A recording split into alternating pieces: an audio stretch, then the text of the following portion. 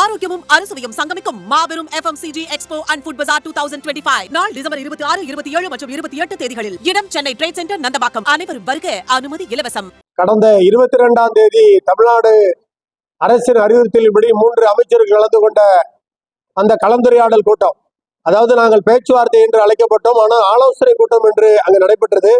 அந்த கூட்டத்தில் நடைபெற்ற நிகழ்வுகள் எங்களுக்கு அங்கு இருந்த சங்கங்களுக்கு ஒரு நம்பிக்கை ஏற்படுத்துவதாக இல்லை. மதிப்பிற்குரிய பொதுப்பணித்துறை அமைச்சர் எவவேல் அவர்களும், மதிப்பிற்குரிய பள்ளிக்கல்வித்துறை அமைச்சர் அன்பில் மகேஷ் பொய்யாமொழி அவர்களும், மதிப்பிற்குரிய நிதித்துறை அமைச்சர் தங்கம் தென்னரசு அவர்களும் கலந்து கொண்ட அந்த பேச்சுவார்த்தை என்பது எங்களுக்கு நம்பிக்கை அளிக்கக்கூடியதாக இல்லை.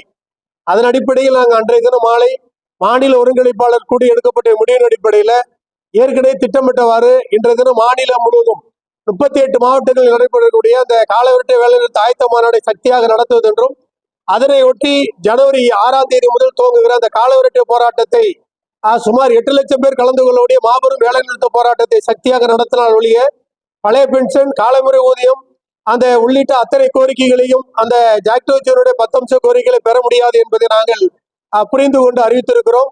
அரசு ஊழியர்களும் ஆசிரியர்களும் அரசு பணியாளர்களும் ஒன்றிணைந்த இந்த மிகப்பெரிய போராட்டம் என்பது ஆட்சியாளர்களுக்கு ஒரு அச்சத்தை ஏற்படுத்தி இருக்கிறது.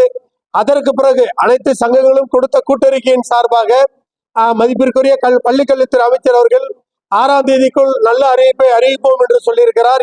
அது எந்த வகையில் சரியாக இருக்கும், உண்மையாக இருக்கும் என்பது எங்களுக்கு தெரியவில்லை. காலம்தான் பதில் சொல்லும். ஆனால் திட்டமிட்டமாறு எங்களுடைய போராட்டம், காலவரட்டை வேலைநிறுத்த போராட்டத்தை நாங்கள் சக்தியாக நடத்துவோம். கோரிக்கைகளை வென்றெடுக்கும் வரை எங்களுடைய போராட்டம் தீவிரமான போராட்டமாக, ஒரு ஆக்ரோஷமான போராட்டமாக வருங்காலத்தில் இருக்கும் என்பதை தெரிவித்துக் கொள்கிறேன். மாநில ஒருங்கிணைப்பாளர் வி. சோமசுந்தரம்.